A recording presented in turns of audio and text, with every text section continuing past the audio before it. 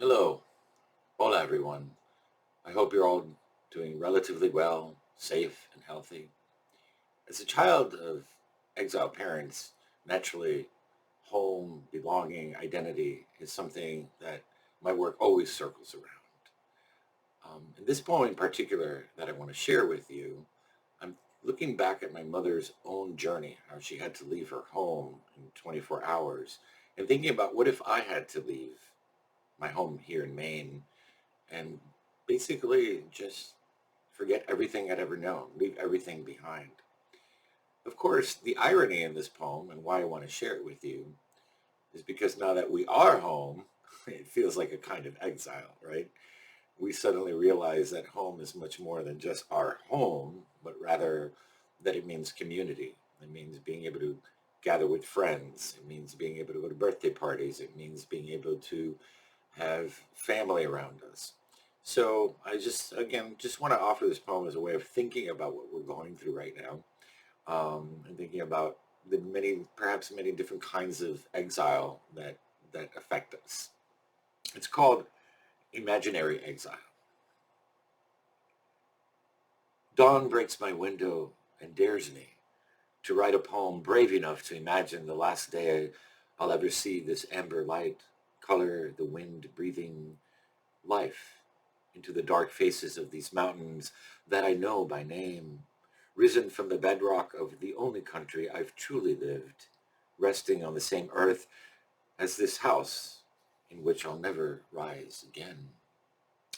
A poem that captures me making my bed one last time as the sun climbs the maples I'll never again watch burst like fireworks into fall, or undress themselves slip into snow's white lace. Never again the spring giggles of my brook or creaks of my floor. Never the scent of my peonies or pillows. Never my eyes on my clouds or my ears to the rain on my rooftop in this country. A poem that finds a word for the emptiness of suddenly becoming a stranger in my own kitchen as I sip my last cup of coffee, linger with the aroma of my last meal. My hands trembling as I toss leftovers, wash dishes, eat one last piece of bread I'll never break again, and cork a half-empty bottle of wine I'll never finish.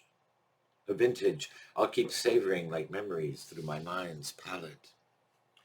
A poem that lists which parts of me to part with or take. Give up my orchids and dog to my neighbor Jewel, but keep our stares goodbye. Leave the china and crystal, but box the plastic souvenirs. Forget my books, but pack every letter and card I've saved. Not the gold chains that won't buy back my life, but stuff all the loose photos like crumbs in my pockets I'll need to live on. A poem that brings daisies for my mother, holds her as I swear I'll return to hold her again, though we both know I never will. A poem that speaks with my father one last time at his grave and forgives his silence again, forever. That hopes my husband can flee with me, knowing he can't. Our last gaze, a kiss meaning more to us than our first date. As I hold his hand and hand him my keys. A poem ending as I walk backwards, away from his love at my door to open another one. Step into some strange house and country to harden into a statue of myself, my eyes fixed and crumbling like the moon, and like the moon, live by borrowed light, always but never quite, dying in the sky, never forgiving my fate, in a poem I never want to write. Thank you.